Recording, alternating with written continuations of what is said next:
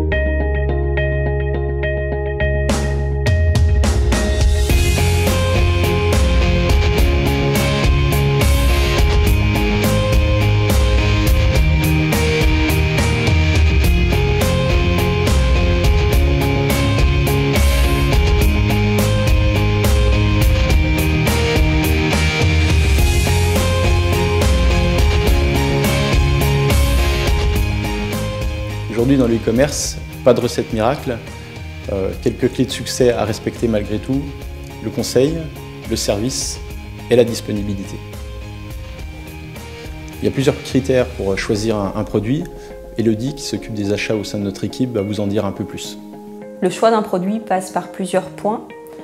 Premièrement, on analyse les tendances du moment, mais aussi on réalise une analyse de la concurrence. On cherche dans un deuxième temps à répondre à une demande par rapport à des retours qui nous sont faits de la part de nos clients. Enfin, lorsqu'on sélectionne un produit, il doit s'inscrire avec cohérence dans une gamme déjà existante sur nos sites. Ce qui est le plus important dans le choix d'un fournisseur, c'est la réactivité à nous livrer la marchandise qu'on lui commande. Par conséquent, on va privilégier des fournisseurs français ou européens. L'autre critère important, c'est la marque. On s'efforce donc d'obtenir ces marques sur nos sites internet et d'aller chercher les fournisseurs qui représentent ces marques. Pour nous, nos fournisseurs sont de vrais partenaires.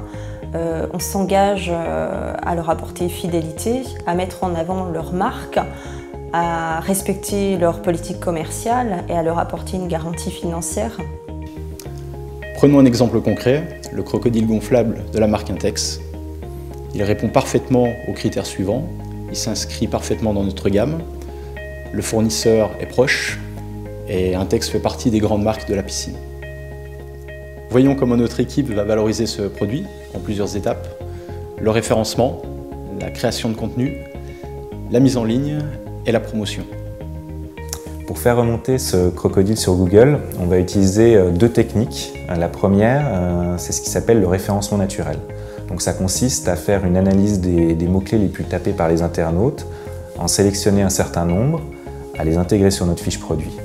Une fois que ça c'est réalisé, on va passer à ce qui s'appelle le contrôle. Donc on va contrôler à quelle place se situe notre fiche produit sur Google via un logiciel spécifique.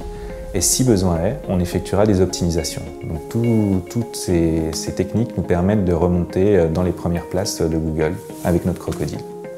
La seconde étape, c'est de faire ce qui s'appelle de la publicité sur Internet, donc du référencement payant. Dans ce cas-là, on va payer des prestataires pour nous retrouver présents sur des sites spécialisés, des comparateurs de prix ou même dans les premiers résultats payants de Google qui se trouvent tout en haut de la page de Google. Pour mieux valoriser ce travail de référencement, nos équipes produisent du contenu, des descriptifs complets, des photos et vidéos par l'intermédiaire de notre studio photo. Prenons l'exemple du robot de piscine Tiger Shark, pour lequel nous produisons des vidéos 3D du produit, des photos de l'intérieur du produit pour mieux expliquer son mode de fonctionnement. Sur ce genre de produit très technique, nous devons d'apporter davantage d'informations à nos clients et donc de jouer notre rôle de spécialiste. Pour informer notre clientèle de l'arrivée d'un nouveau produit, on utilise deux outils. Le premier, c'est ce qu'on appelle la newsletter, et le second, notre blog. Donc pour la newsletter, l'envoi d'emailing, on crée un emailing spécifique sur ce produit ou un emailing avec d'autres produits et on envoie à notre base complète ou parfois une sélection. On segmente notre base en fonction de ses précédents achats. La deuxième solution, donc, le blog, est utilisé plus particulièrement quand on est sur des produits techniques, donc du robot, de la piscine. Donc c'est des produits plus techniques qui nécessitent parfois du conseil, des astuces, et donc on informe nos clients par ce biais.